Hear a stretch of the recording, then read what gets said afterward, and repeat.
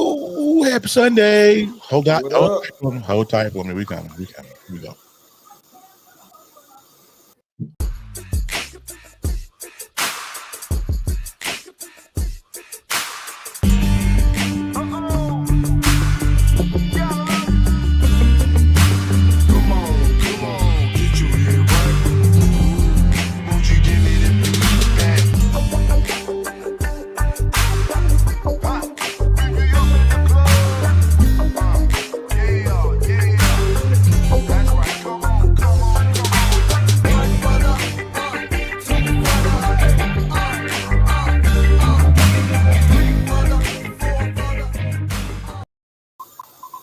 All right, and we back. What's up, y'all? Happy Sunday. What up? Another Rich in the building. Another rendition of the Knucklehead Chronicles podcast live stream. This one is called Do Not Call It a Comeback. I got some background there, but I'm sure it is. Putting on mute from I appreciate it. So, hey, y'all. We missed y'all. So, listen. Everybody that's in here right now, please go ahead and share the broadcast because you do not want to miss this one. I got my guest sitting in the background in the green room. I'm not going to bring him out. You know, it's kind of like that Jay-Z song. You know, if you want me to come back. What's how that song go? How Encore. That Encore. Don't call it a comeback. No. That's for years. I've been here for years. Yeah, you're talking about encore. What part was that? Can I get an encore? I got an encore. Do you want more? Encore until we ready for him. All right. So the first thing I'm gonna do is, hey man, how was y'all week? Ethan, how was your week, man? I know man, going through it, but I'm good, brother. I'm here. For sure. Dwayne, how was your week, man? Hey, every day above ground is a good day. So, in the words of Ice Cube, I ain't got nothing to complain about. It's a good day. Nothing. Kevin, how was your week, brother? Other than upgrading your computer, yeah, I'm gonna ride you all day, player. I knew it. See, even I told you we need you back early. We need you early. Just give him a hip hop reference and move on, bro. You good? You know what? My week is good. I'm blessed. I got my fiance. I'm good. I'm good with you. She right here with me. So that's what's up. We love you. Hey, Kevin, just do that to him. Just tell him stop hating. But your soul dog. Hey, man. Okay. So, like I do every single week before we get started here, of course, if you guys want to be a part of the Knucklehead Chronicles podcast revolution, you can join us. You want to donate, you can go to patreon.com/KCP podcast 2021.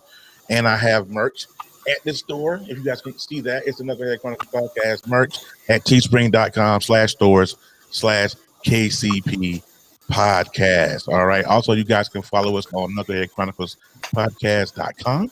I had to pay that because they about to cut off my access. That thing, yeah, give me my money, lose your website. One of the two. So go ahead and get it. All right. If anytime you want to be a part of the get messages from me, let me go live when we're doing something. I want you guys to text the word Knucklehead to 84576. Text the word Knucklehead to 84576. Of course, also you can follow us. Let me pull up my graphic here because if I don't, you can download us on Tuesdays. We go live on the Live 365 app. Just download the app and go and search for soundmachine.fm. We're live on that particular app Tuesdays at 3 p.m. Eastern Standard Time, just so you guys won't be like, what's going on? All right, and you guys don't know this, but we're also live on Charm Theory Direct TV on Facebook. That's E Digger's spot over there. So we want to shout out E Digger. We are live on E Digger. Yeah, I missed that, man. That's my boy. Look, big up to them cats from Baltimore. For sure. Amen. But with that being said, those are all of our. Kevin, are you ready, sir? Oh, you know I'm always ready. Let's do this. All right, then.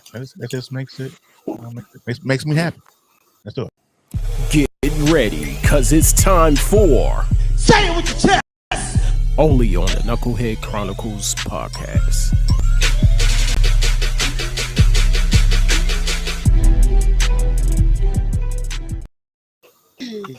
All right, here we go. Kel, say it with your chest, brother. What's up? I see. I was in the moment for a second. Shout out to you, Digger, for that one too, yo. Hey, another little issue with saying it with my chest, because I definitely got to get this off today. I got some issues with people that force religion on you. I love my church. My church is I love my pastor. He's great. He's, you know, I'm kind of sad that we miss church today, but we have, you know, you have your door-to-door people that go by and they run up. They learn Spanish, where you can't tell them, hey, yo habla en español, or you know, you can't tell them, you know, I don't want, because they're gonna come up with a question that's gonna make you want to punch them in the throat. And I'm sorry, Jesus, is on your. Tell them how you really feel. I'm just saying. Don't punch Jesus people in the throat. Yeah, you know, I'm sorry, you know, and it's really frustrating because a lot of these religions, they have different views of the Bible, and my problem is, if I have a different view of the Bible, don't force it on me, please. Don't. Like, it's very hypocritical of you. One, you're invading my thoughts and how I would, you know, continue my day religiously. But that really grinds my gears when you come to me and say, yes, well, that's not how you're supposed to think about the Bible. Well, hold up, my pastor said something different. Would you like me to get him on the phone for you? It really grinds my gears, guys. Like, so we should change the name. So we should change the name of the segment to what grinds my gears. No, because I'm saying it with my chest, but I'm just telling you. But if you got who we got here? From you got something on your chest? On your chest, bro. Nah, man. What's on your chest, man? Say with it. I'm just mad about the people who don't want to take Jesus, man. when this is over, I want to talk to you about your Lord and your Savior, man. You just said you want to punch the people on the throat. Yeah. Well, Bernie Mac said you could at two. That's true. The throat of the stomach and the throat of the stomach. Yeah. Nah, but Kay, you're right, man. You don't want nobody forcing nothing down your throat. You just want somebody to present a better option, but it's not about forcing something on you. You want to freely receive things. I get you. Right. Yeah, come let us reason together. I get you, bro. Right. You know, let's all view the Bible as, you know, the man's handiwork and the rules to abide by for life. But you know, don't tell me I'm wrong when I have a view in the Bible. It's, you know, that's not, you know, there is really no right or wrong. It's just it's you know, your opinion doesn't overweigh mine is what it really gets me. But Terry, what you got? You know what? I'm gonna say my chest at the end, because I have a knucklehead that I want to talk about, but we're gonna get to that. All right, so can I say what's on? Look, real quick. Yes. Here's what I want to say with my chest, and I wish that some of y'all would say it with your chest, other than other southern parts of your body. I hate when we're in Walmart, Target, wherever, and you know you got gas. Yeah. It's the most disrespectful thing you could do is pass gas and I smell it. I'm finna make y'all I'm gonna make y'all the same amount of mad I am, because I don't think y'all understand how mad I am when people fart in my space. Excuse me. Pass gas, flatulate in my space. So this is what happened. Your olfactory glands, the things that help you smell, they're tied in with your taste buds. That's why when you get a cold, sometimes you can't taste foods right, because you're all jacked up and your system's off. Smell, what I'm trying to tell you is smell is 15. I mean, taste is 15% smell. Smell is 15% taste. You ain't trying to taste that. So when you smell something, you taste it. So keep your microscopic doo-doo particles Well, inside of your y'all pants. breaking it down today, but Yeah. Not doo-doo particles. Okay. All right. We're You gonna don't taste it some, Terry. That's what E Digger ain't that what he do? Oh my God. Let's things just got pretty get on, nasty.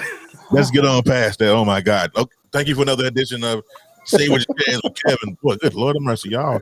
All right, now listen, we're gonna get into the meat of the podcast. We'll talk about Knucklehead later. But when we get to the meat of the podcast, this man that I'm gonna bring on, you guys may not know him personally. I don't know him personally, but I know him because he married one of my classmates. And I can tell you, he has a story. I've heard bits and pieces. He has a documentary dropping on the 4th. Okay. I need for everybody to go check that out. But I'm gonna bring him on camera here in a bit.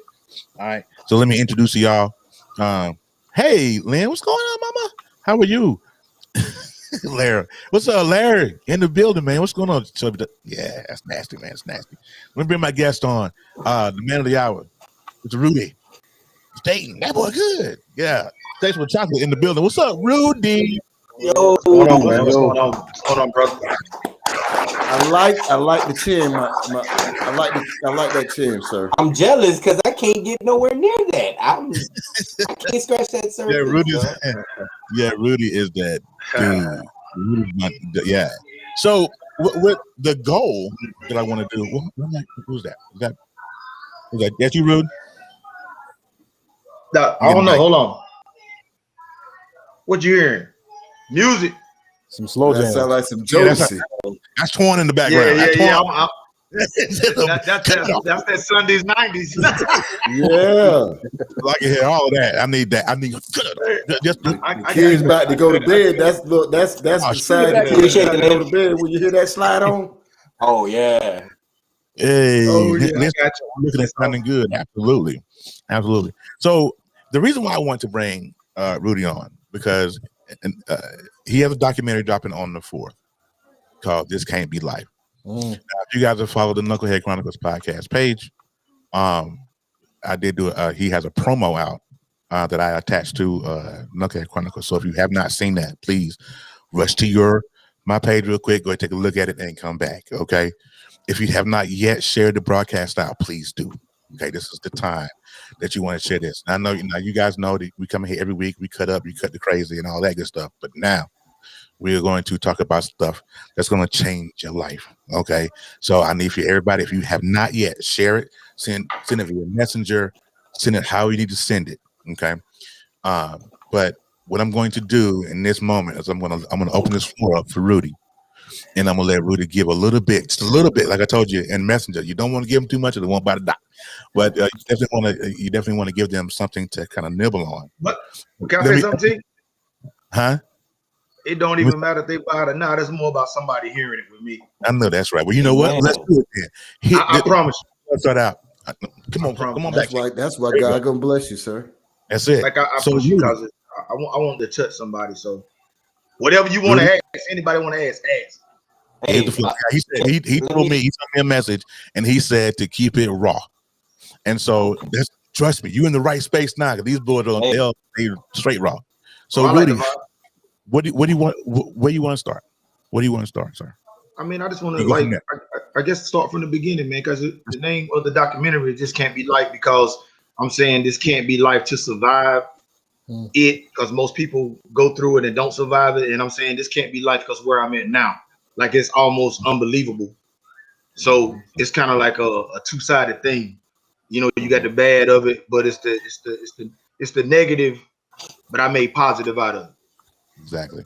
So what exactly happened at this little kid from Piney Grove? What happened? Where did it start?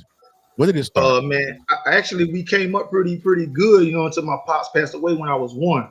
My pops, I didn't really get a whole lot of. I just know he was a hell of a hell worker, and we have no insight of what was going on with the land and the property, because my dad owned like in Morrisville, so she didn't have no knowledge of what was going on. So we got shifted to Piney Grove, and once we got shifted to Piney Grove, things changed up dramatically. You know what I'm saying? You in a space where it's a club right up the street, and basically my life just changed. because my brothers were out the house, 3-bedroom, 1-bathroom, 9 us in there. But I'm in there with all females, 2 of my brothers, but they ain't really there. So, you know, I just got exposed to a lot of stuff. I mean, you go up the street, you see people getting money, and you poor, and you come in the house, and the lights might be off, whatever. Just you got grasped by the, you know, your environment.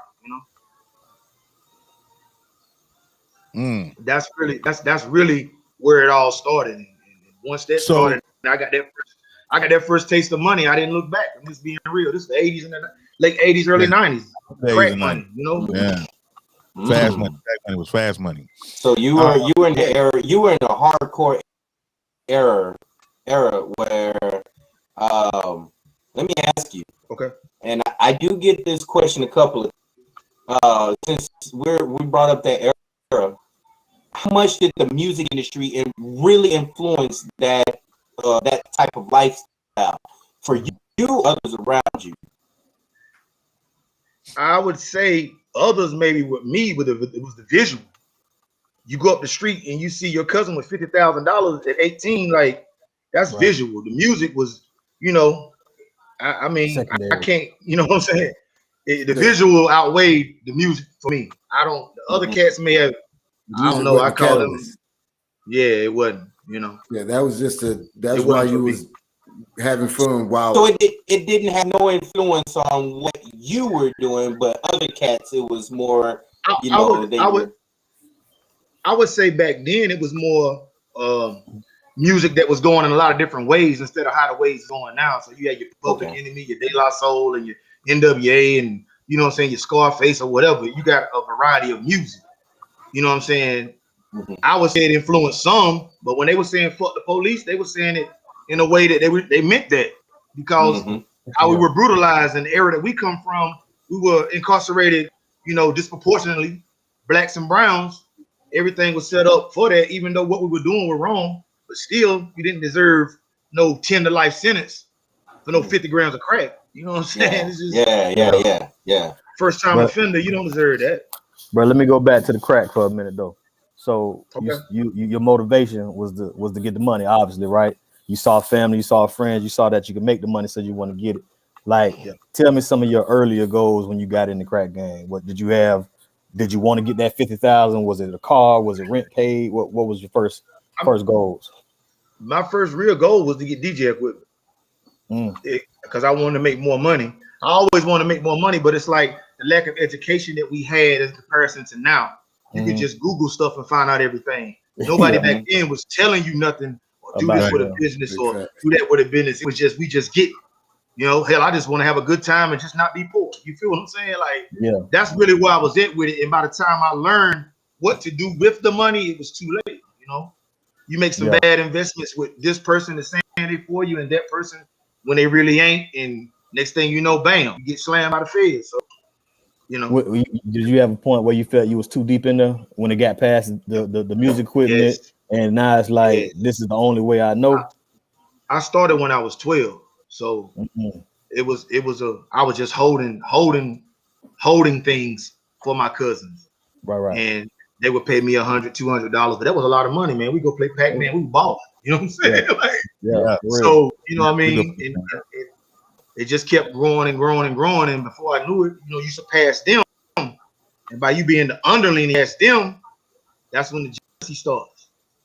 And he doing too much, or he think he did. So I buy one car, I buy 3 rims. It just, you know. What was that? Was that the first thing that really got when the game really turned for you, when you saw the nature of the people? It was the downfall. It was the downfall. Because you watch family turn. You watch the people that showed you how to, you know, maneuver in this game turn on you. So everything went south. Everything went south. I didn't never, on God, I just want everybody to eat, because I would tell people, like, I might fall off the mollet. You need to get on. You know what I mean? I might have to come to you. That was just my attitude. I want everybody to eat, and I'm still that same person. Yeah. So with that same era, around the same age, I had a nephew that was older than me, and he was the reason why the game stopped at him. Like, he called me out. I was 13 maybe, and the final straw, I stepped up from trying to serve a couple nickel bags and dime bags and selling serving a little bit of 8 balls. And he got wind from a J, and your little uncle over there, and he whooped me, took my money, took my dope, and sent me home. Like, did you have anybody in your circle, or did you see that, or was it everything? Hey, it's better over here than any other option you got?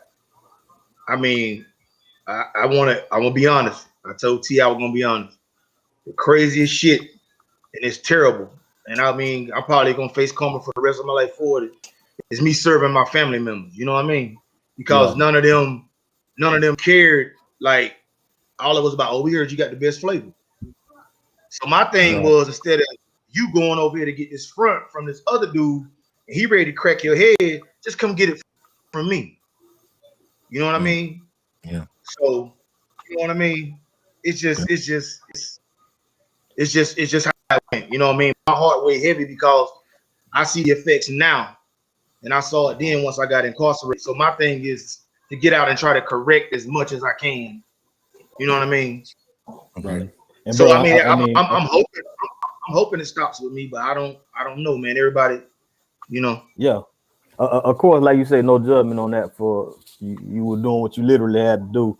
But like, at what point did you get to like where it started getting tough to serve your family, to serve your community? Like, when did that just like wake up in your head? I know early on you just getting money, but when did that really like?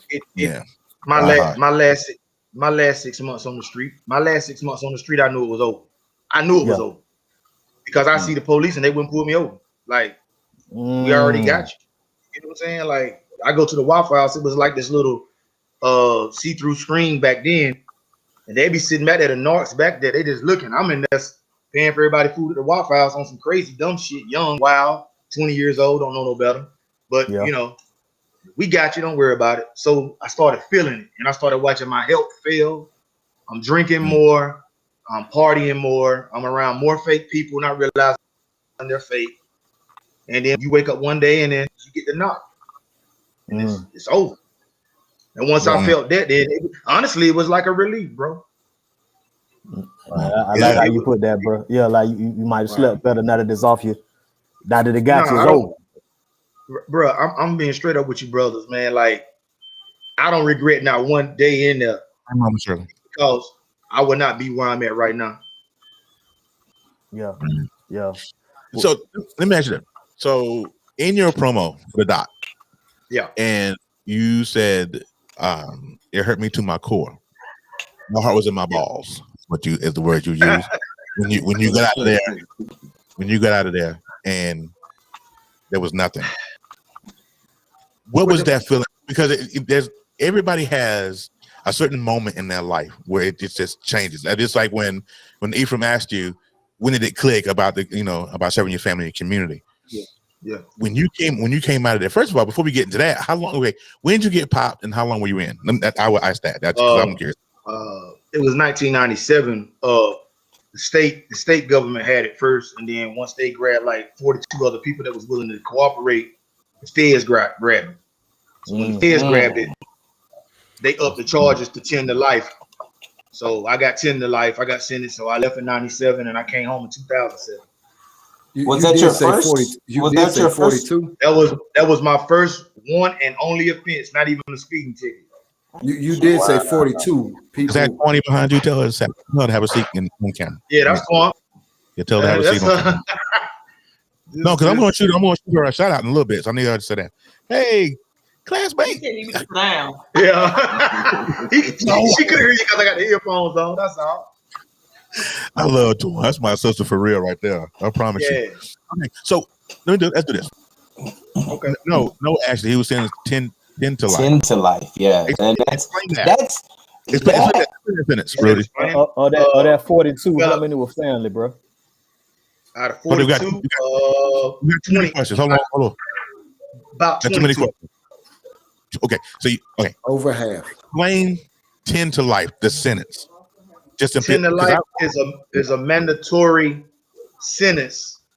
First time offender under the feds back then.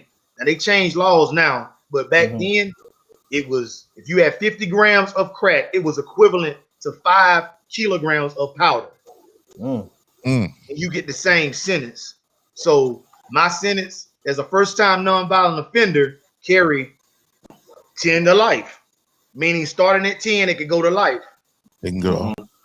So your hands is kind of like in the fate of the prosecutor and the judge. Really, the prosecutor, because the judge just sitting there just whatever. Yeah. And it's all it's a money game. It's all about how many. I'm sorry, I gotta keep it real. How many niggas can we bring in? Hey, but the DA was black or white? Just curious. I ain't trying to turn no race card. She was white. I mean, you know. Okay. Now let me ask you this. In your neighborhood where you grew up, how many brothers you saw in the street pushing powder? It was more people. It was really more doing than pushing. But then we was like the first. White folks having that power. We was like the first point. We was the first wave of the federal government, like really coming in my neighborhood. So I was just trying to tell them, like, bro, this shit is serious. Like 50 grams of this shit get you, you know what I mean? Like, but everybody was like, you know, they ain't seeing it because you get caught up into the wave of the lifestyle, and you know. But the thing what you just said, my brother, I can't on my screen I can't really see, but I know you got the green background.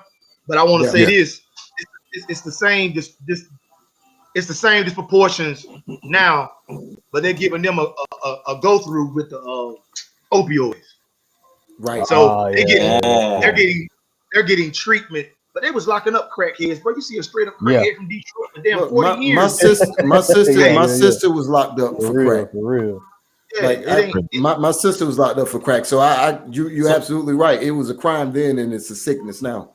So Terry, you wanna go to those comments, because I got a couple of questions. I really want to dive deep a little bit into which one? A couple of these comments that you got up here. Which one? Who's? Oh, hold on. What you drinking? First of all, it looks like some tequila. Oh, that's really, man. We'll get to that in a second, because that Sundays is my only day off, so I do relax. Just to let y'all know, I know that tequila bottle he got, that's not a cheap tequila, and one, it is very good. It is. So what comment did you want to get to, Kevin? Because you said you wanted to get well, a couple of the comments, you know, like Ashley's comments. What was like the question? What was the 10? What was that like losing 10 years? What was that like, Rudy? That was one from Ashley. It was very terrible, but I got with like a lot of OGs that really stepped to me and showed me how to do time and X out the outside. You know what I mean? Yeah. But when I got to my 6th year, I mean, this is something I want black people to know, that we also need to go get some kind of mental health. You know, it's okay to go talk to a counselor, because my wife made me. My wife made me. Talking good, bro. And I'm happy that I did, because in my 6th year, if I had a gun to do it quick, I would have blew my brains out. Yeah. Because I got a call that some situations that happened with my son, and it just I couldn't, you know, I'm battling. And then, man, I still got 4 more years. You know what I'm saying? Like, I done did enough. Right. But I write music, and I write poetry, and I write. So I wrote like 40,000 songs, poems, scripts. Instead of talking to people, because you can't really open up a lot of people in there, because they use it as a vice against you. The pen and words saved my motherfucking life, bro. Yeah. And the most high. So let me ask you. Now I have 3 questions, because I'm very curious. When a lot of people see these movies, and when you talk about the OGs in the movies, people bring up like the old school movies, like American. There was OG Prison Gang and things like that. You know, the ones that approach you, did they tell you? Did they give you the word? Hey, did you get a good education while you were there? Did they put a book in your head? Did they put knowledge in your system? How did you go by that? Well, it was more or less like I was taught from day one. You're silent and you have more power. Don't go in there doing a bunch of talking. Because talking ain't gonna do nothing but get you in trouble. Like, because now you capping. The new word is capping for now. But now you're front. So a lot of them just like I believe in energy, and I didn't really know nothing about energy back then in 98, 99. But I believe in energy. You know what I'm saying? Yes. And the energy was they gravitated towards me, and they told me like, hey man, go here, go there. So I got my landscape technician degree while I was in prison, and I got my culinary arts degree while I was in prison. The only sad part about it was I was going to get my barber's degree, but they only allowed you then to get 2 degrees while you were in prison. Mm-hmm. So when I got out, I couldn't use neither because they said I didn't have I guess free world education on doing things. But my thing was if I fix food for 1,500 people every day, then yeah. Right. What can you do? What more experience do you need? Yeah, right. But so, I mean, you know, here's what I want to do, because I'm a firm believer of telling a story. And I remember when we used to do Brothers of Legacy way back when we were doing it on Periscope, I had a green screen. What I would do is I would put pictures behind me on my green screen, and I could tell a moment in time just from a picture. So what I'm going to do right here, if Rudy will allow, I'm going to throw up a couple of pictures, and I want you to describe life in that moment in that picture. I'm trying to put on here. She on it. One, listen to come me. On, come on. I need her on camera. Not right now, but I would need her in a little bit. Twan, right. I'm going to give Drink the Shrink a shout out. I need for her to be on the camera. He said he's going to give Drink the Shrink a shout out, so you need to be on the camera anyway. So stop it. Now you know she's a Southern lady. Well, Twan, she's cool. All right, so she's a Southern lady. She's very Southern. Trust me, I grew up with Twan. Hey. So I'm gonna throw up some pictures real quick. Rudy, I want you to explain that moment in that picture. Okay, here's the first one. All right. Who was this guy? Where were you here? That was my son, Trey Shakur Staton. I was in Lee County, Virginia, and that was probably about 2003. 2003. Okay. What about this dude right here? Where were you at mentally? I thought I was 50 Cent. Yeah. Hey, bro, you got that classic prison pose right there. Though. Hey, good. Wait, look. That's the ad too. I thought I was 50. I'm not. Look, he on the yard. He ain't got no shirt on. You gotta love it, man. I thought I was no ways though, bro. You gotta love it. You gotta love it. Yeah. So when you see this picture, what comes to mind? Oh fuck! Shit, that's where it all started. That was Petersburg Low. MCI, the Federal Correctional Institution. He posted the complex. I had a snack. What about this? Lee County, the worst shit ever in life you could ever go through and experience. They don't even have running water in the community. Wow. The community has never really, 80% of the community has never seen a man of dark skin color in their life in person. Wow. I mean, you can Google this. This is facts. I'm not capped. This is real. That's crazy. Wow. So let's do this. So they put a prison complex in that town to make the economy go up. Okay. Come on through here. And then it further perpetuates the way they look at us. Right. So now you saying, my brother, like $8,000 a year is what they were making, and now they're making $32,000. Oh, they got uppity quick. Oh my God, they coming through with GMC Yukons and Escalade. Okay, so no. Hey, you gotta love them. So okay, the documentary is going to talk about the comeback and where you started and where you came from, and we're going to kind of do that here as well. There are certain points, there are certain parts of life where certain people change the way you see things. Mm-hmm. When certain people come in and change your life totally. Do me a favor, Rudy. Who is this? That's my motherfucking wife. She. Look at it. Throw it up. And I look at these pictures. They post pictures all the time. They go on vacations and they're always doing stuff. Man, y'all are a gorgeous couple, man. Yeah, I love it. Appreciate it. I love it. That's great. I love a powerful couple. I love I find true inspiration from couples that really grind, couples that really do it. Okay, so a question for you and her, just to mesh it together. How long? Well, first, how long have y'all been together? Oh, we've been together for 6 years. Right. Okay. Sounds about right. Yeah. So, And married 5 because we knew what the hell was going on the first.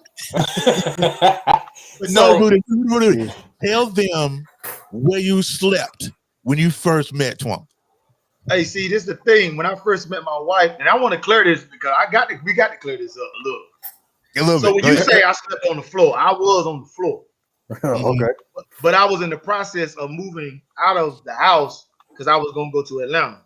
I gave up on my area. But just by you telling a woman that's a registered nurse, right, sleeping on the goddamn floor, yeah, they ain't gonna come on there and fuck with you. Nah. Yeah. I mean, I had a nice. The house was nice. I had a couple of cars, paid Lexus, whatever. But I just kept it real, man. I just feel like I'm telling the truth. Fuck it. I ain't I'm going all out. I told the truth. Next thing I know, here she was on the damn floor with me, goddamn every night. She already done laid claim to it. Yeah. So what's your true inspiration? What type of inspiration does she provide to you as a whole individual? That's the question. Man, it was this. I want to hear this. This right here is I don't even think she even really realized this. I've always promoted parties and DJ and how she came through like and always was fresh and fly and showed love and shared it.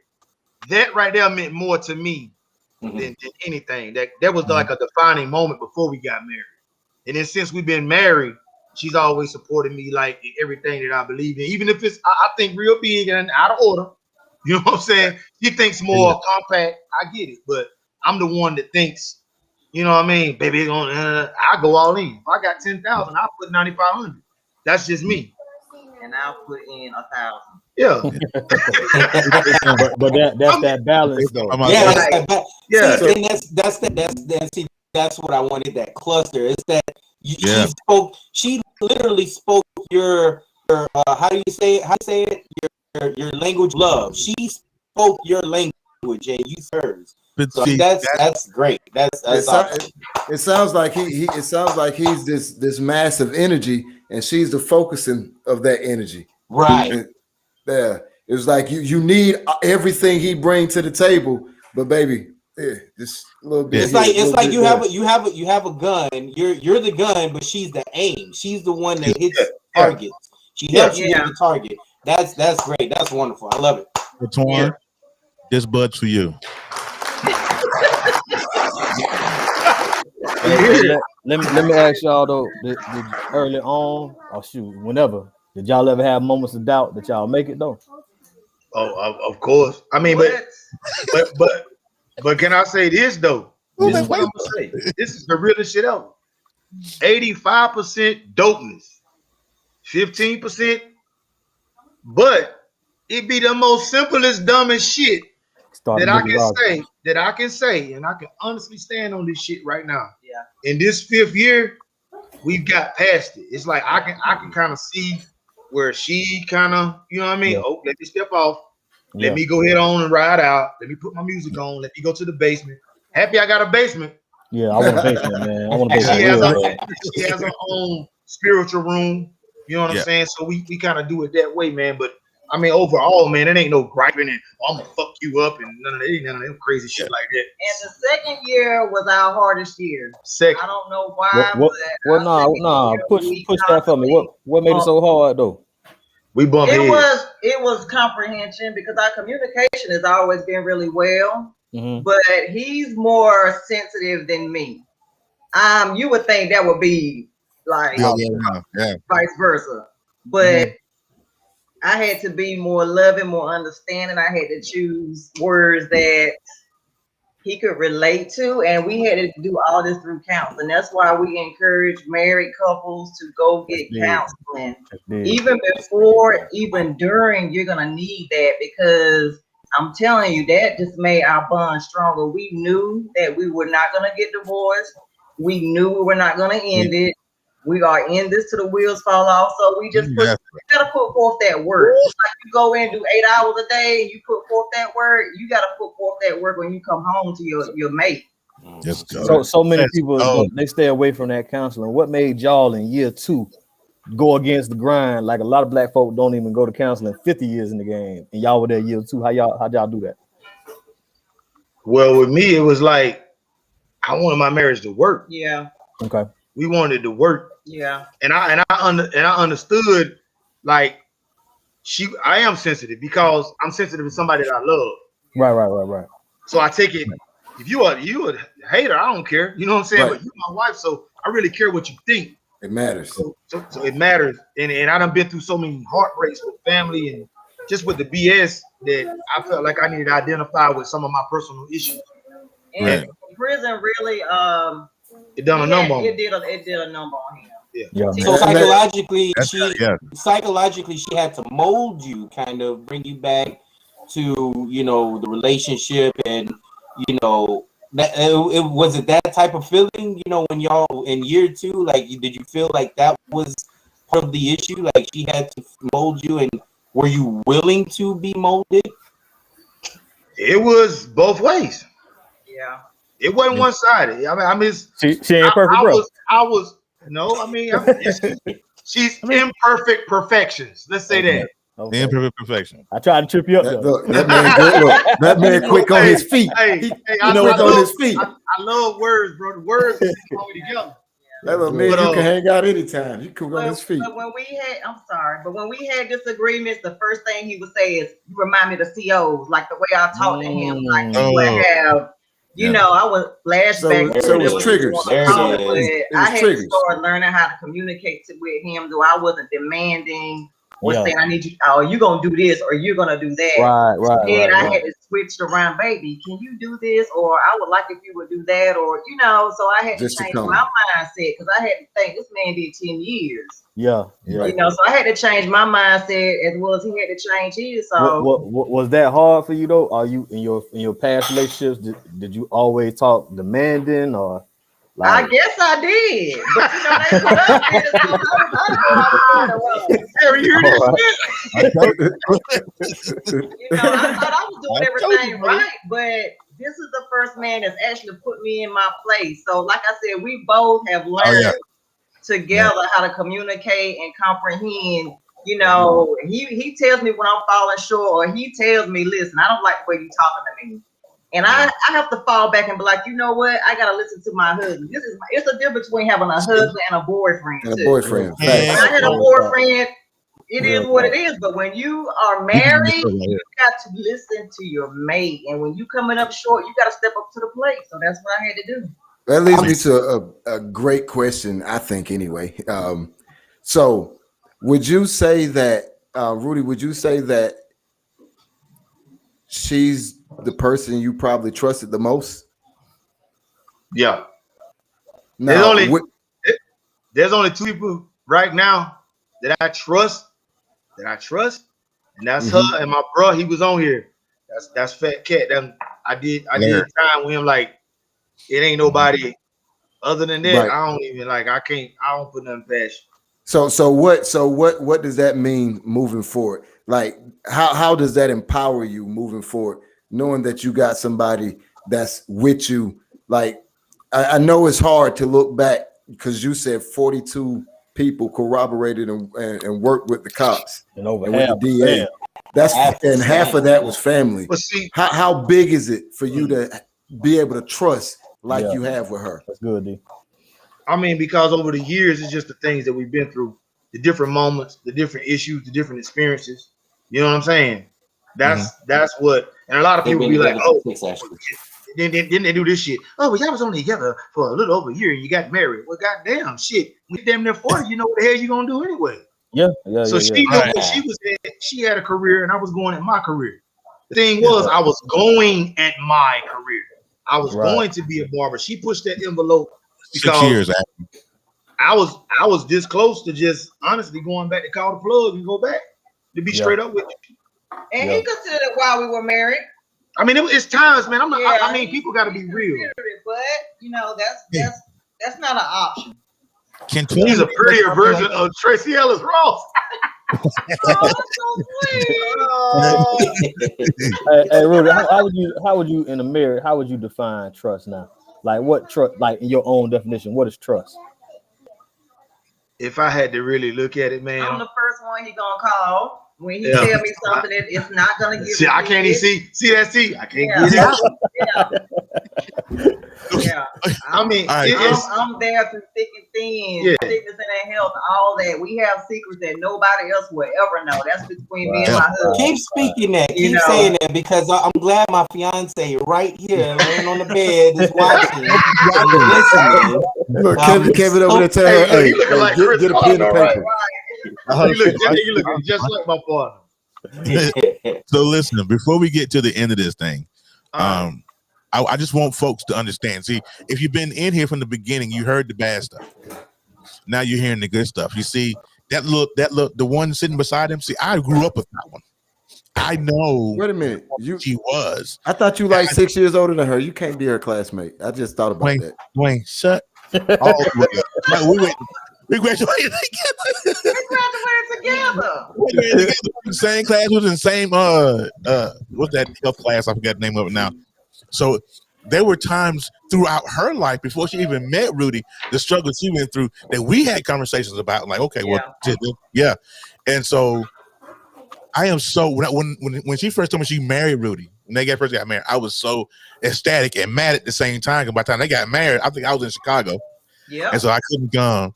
And I was like, I'm gonna get y'all for them to get married. Y'all should have waited until I got down there.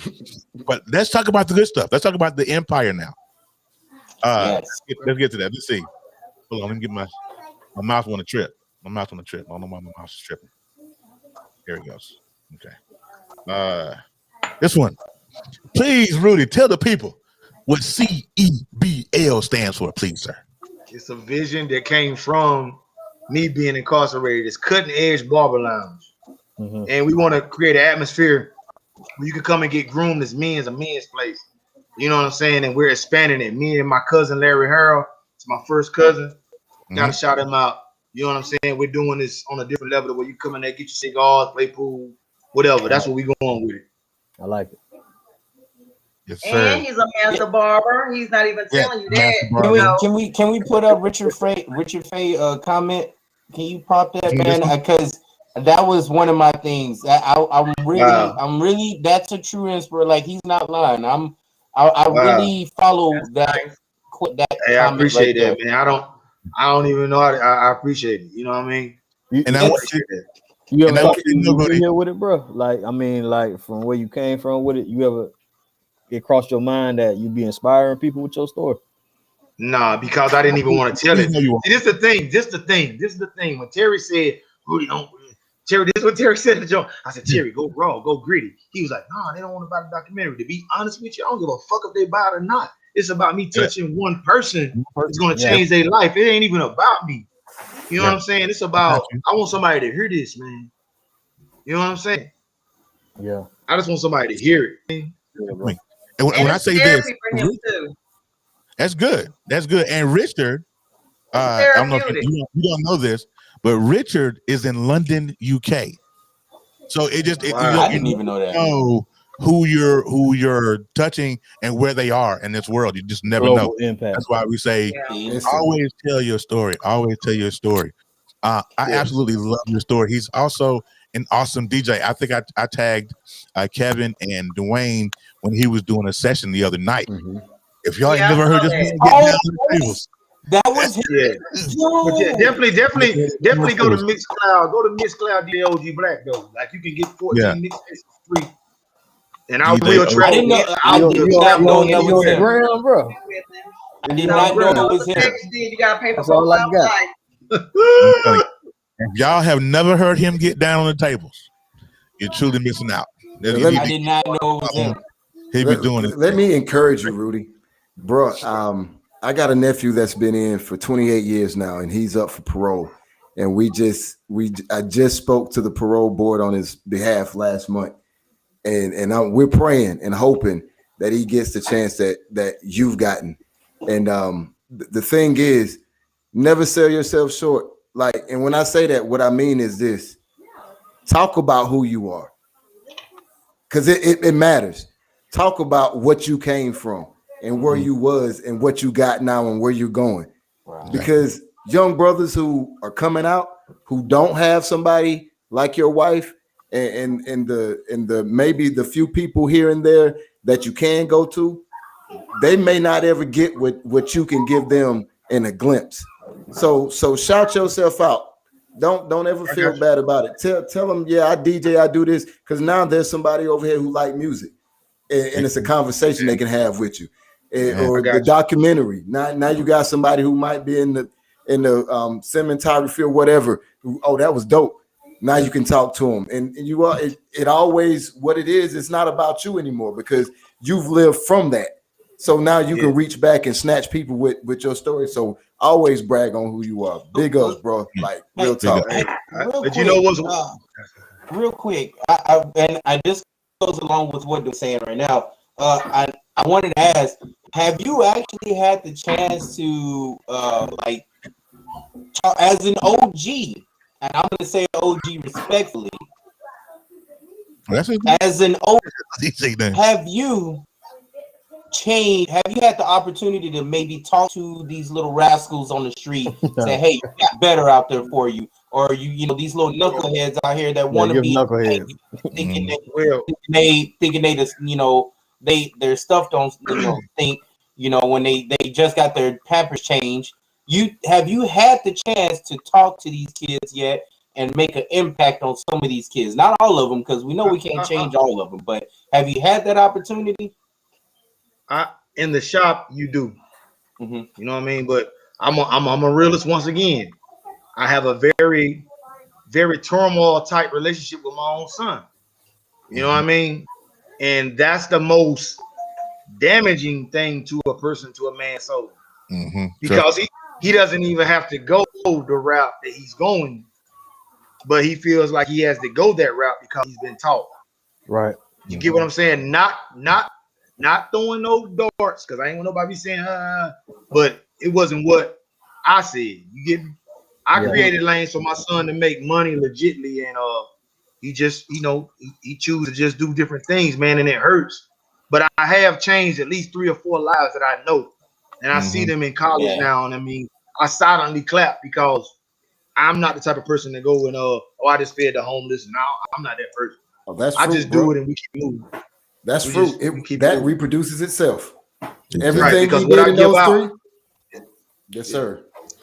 So I definitely feel you, bro. Like every chance I get, I speak to the youth. Every chance they sit in my chair, I talk to them and tell them, "You do not want to be me. Learn from my mistakes. Be wise. Look at me. I lost 10 and I gave him 5 years probation. I'm here, but Lord knows you don't even understand what it took from being homeless, sleeping in cars and vans and truck stop showers and bad relationships. You know what I'm saying? Yep. Like, been there, done that. Nobody get it. Been there. We all, you know what I'm saying? So just to be where I'm at now, I'm happy, man. Okay. So what I want to do now, before we get into Knucklehead of the Week, I want to shout Latoine out real quick. She's sitting right there beside him. For those of us who are in the market to lose weight, if you want to lose weight, this right here, drink the drink with Linya. All that number. All right. She has. I was let her tell you about it. Lynn, Twan, tell us about it, because I've been meaning to buy some from you. He want to know about this shit. Man, this shit. Hey, boy, you lose weight like you on crack. I need. Hey, can I get some crack in the bottle? That's a plug right there. That's a plug. Can I get some crack in the bottle? My wedding coming up in July. Can I get some crack in the bottle? Hey man, no lie, man. I'm gonna let you on crack. Wow. You got to hit her up. You got to hit her up. I'm gonna let. I mean, and I'm being real with you. I was optimistic. You know, it works, bro. It works. Yeah. I'm down from 210 to 197. Ooh, I need to get on that. Yeah. I'm telling you, it's all natural. It doesn't have any caffeine. So basically what it does is it cleanses your colon. So basically you're gonna drink this on a daily basis. You get a 7-day supply, and it does help you have frequent bathroom visits. Which means is you're gonna lose that bloating, you're gonna lose those inches, and you're gonna have more really like the cause to the weight. A lot of is the colon. Yep. Yep, because I was having trouble losing like that last 10 pounds, and I was always bloated. So that's why I started drinking it. And once I started drinking it and I saw how effective it was, then I started promoting it and started to be a distributor myself. So it does work. I have customers that no longer take their blood pressure medicine. Customers that are diabetics and their A1Cs are regulated. They don't have to do the insulin anymore.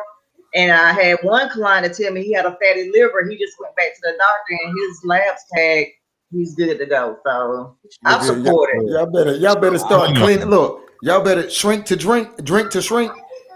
Go out and get you some drink to shrink and get that blockage that's holding you down up at you. Come on. Shit. You better preach, boy. All right, I need to holler at you because I need to lose weight before my wedding. Hit her up. Yeah, seriously, you need to. Hit her up. It's for me to lose it because you guys have testosterone, which is another good thing for you. Weight loss is very easy for men to lose compared to us women. So he's dropped like 20 pounds. I would like to say I can drop that because of my dad's good genes. Thank you, Daddy. So, but I definitely got to hit you up. I really want to do that. That would be something I want to invest in for sure. Yeah, she's good. And I do ship, so yes, if you're interested in it to you, I can ship it to you. Dead serious. All right, we gonna link up. All right, you guys. Before we get into Knucklehead of the Week, so Rudy, what we're gonna do? We're gonna get into Knucklehead of the Week, but you're gonna close out our show. So while we're doing Knucklehead of the Week, you're gonna end with guest final thought. So while we're doing that, we're thinking of that, and me and Dwayne got some Knuckleheads for the week, man. We got some crazy people. Man. I want to hear. I can't wait for this. I got the honorable mention. Hold tight. Let's see. It didn't play. Now it's time for the Knucklehead of the Week with your host, D Good.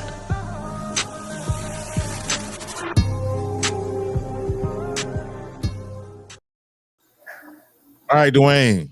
Okay, so the person that I'm gonna bring to the stage, the Knucklehead of the Week, he's special, but he's only the honorable mention. He's only the honorable mention.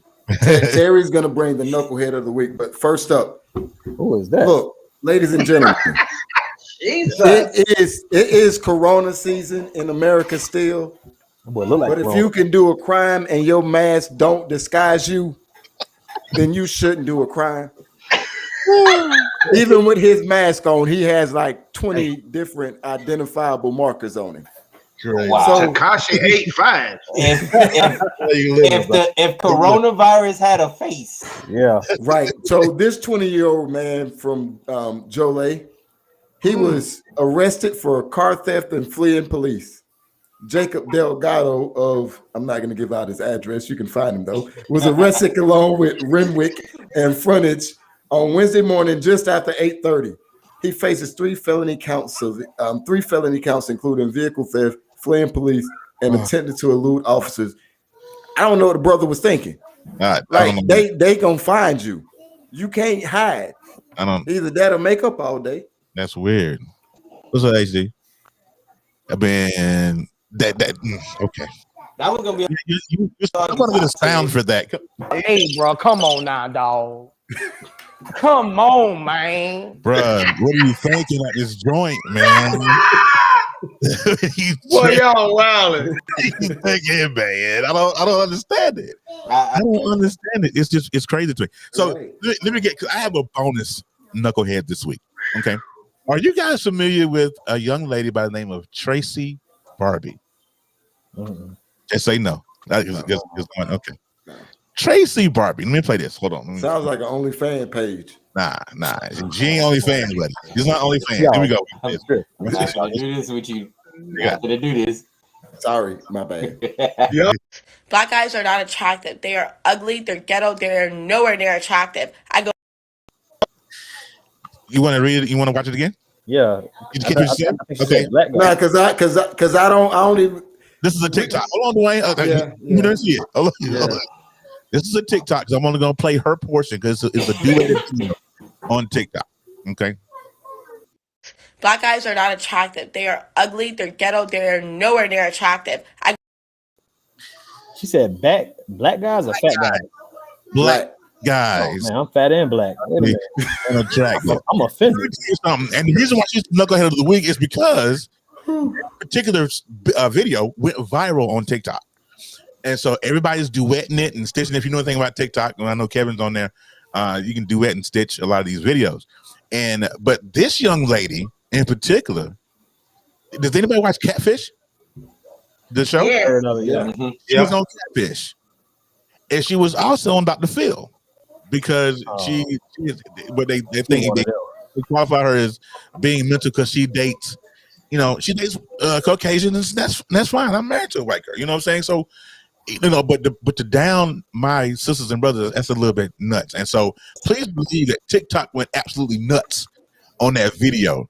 And this particular video, I watched this one guy's response, and he said, she should be careful.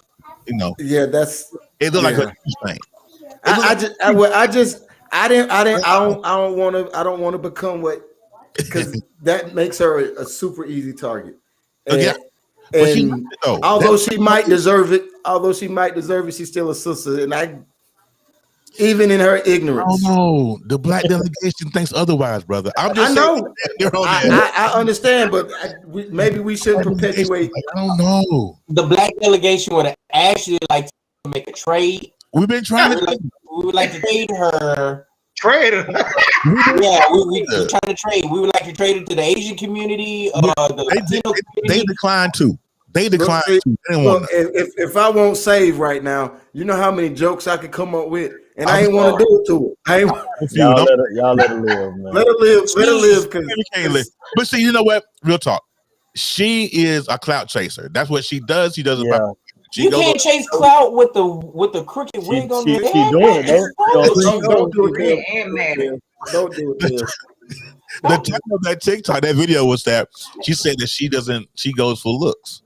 Now her boyfriend, his name is Jeremy. He looks like he's been smoking those opioids for about 10 years now. That's how he looks. That's her flavor. She cannot do that. You cannot have two struggles. Pick one. You ugly and you broke. No, pick a struggle. She won't. Y'all let her live, man. She won't. Let her live, Cam. Let her live. So for that, hey, look, your daughter gonna hear this one day. So for that, she probably watching you, bro. Come on now, dog. Come on, man. You tripping. I'm not sure what you're doing. All right. Nigga brought Boosie in that mother.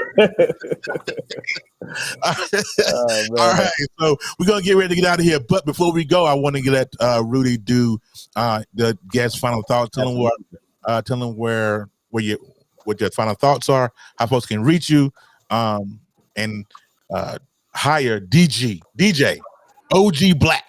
If y'all want to hire him, he's going to break it down for you. But Rudy, you get the floor. All right, man. DJ OG Black. You can hit me up at 704-449-5205. Please text, because I do not answer calls that I do not know. And you can also reach me at Roody Staton 83@gmail.com. You know what I'm saying? And my last thoughts is, man, I'm just proud to be amongst other black brothers who got a platform trying to really make a change. And my whole thing is to make a change for somebody, man. I just hope it touch one person, because I really look at my life like I ain't even supposed to be here right now, man, but I'm here. Yeah. And I'm gonna enjoy every damn moment until I go. You know what I mean? And I'm trying to show that it's a flip side to the side that they glorify. They glorify all the, the money, but nobody never talks about the other side. Mm-hmm. And the other side needs to be talked about, because we all know, once somebody go to prison, he's left. Mm-hmm. Your family pretty much don't care about him unless they feel like he got something out here that they can get. So a person needs to know, man, just because that person is in it, don't throw them away. And I got thrown away by a lot of people. I'm not saying everybody, but a lot of people. And still, when I came home, they didn't believe. Now I'm where I'm at. Everybody feels like you owe them something. I don't owe you shit. I did this from my mistakes, my sacrifices, and my consequences. And I'm speaking from my mistakes, hoping that it would change at least just one. I don't care, just one. Just one youth, just one black. You 35 and up, I ain't talking to you because you ain't gonna never get it. But I'm talking about youth that's out here doing it different. Because if you 35 and up, you're already thinking the way you think. You know, but I honestly, I'm praying, man, because it's a beautiful thing to have somebody that love you and to be respected and to be loved, man. Hey Terry, I appreciate this shit to the greatest. Man. For sure. I love to do it with a vine, baby. I'm here all day for you. You know that. Anytime I'm home, I always try to get a hold of Rudy, try to get my haircut. Anytime I go, like so. But the comment of the day goes to Ashley Collins, and I want you to read that, Rudy, right there. And she said, "You are living proof that it's never too late to begin again." That's the whole gist of why we do what we do, because it's never too late. So actually, you get the round of applause for that. You got the day. I appreciate it. I don't even. Hey, that's the dopest part. Actually, I appreciate it. I'll tell you what, man. And Ashley's down there in Florida with y'all. That's y'all favorite vacationing spot down there in Florida. Yep, on our way next week, baby. Anniversary time. Yeah, always time. 5 years. Happy anniversary. Hey, and make sure y'all have Raphael Sadiq playing in the car now. the whole way there. The whole way there. You got Raphael Sadiq playing. That's my dude. I was gonna say some Earth, Wind, and Fire. I was gonna say enjoy some Earth, Wind, and Fire, but I did with that one. You're killing me. All right, man. We're gonna get out of here, but let me do this. Let me thank Rudy for coming on. I really appreciate you for sitting in with us today. Twan, I want to thank you for sitting in with us too, because Twan is always she was trying to skip through and she didn't want to be in the shot, but she wanted to be in the shot. She knew what she was doing. She goes. Hey, I really want to be.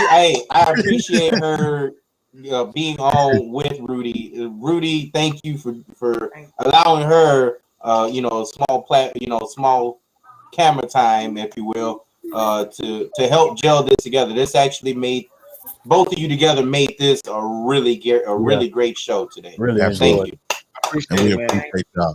Love y'all to death, man. For real. All right, so everybody, if you have not shared the broadcast, please share the broadcast. This will be on replay in about 2 hours back on Facebook and Periscope and YouTube. Also, if you didn't catch it live, that's okay. You can catch the audio on Tuesday at 3 p.m. on the Live 365. So until next weekend, man, we'll see you guys. Be blessed. We love y'all. Until next time. Blessings.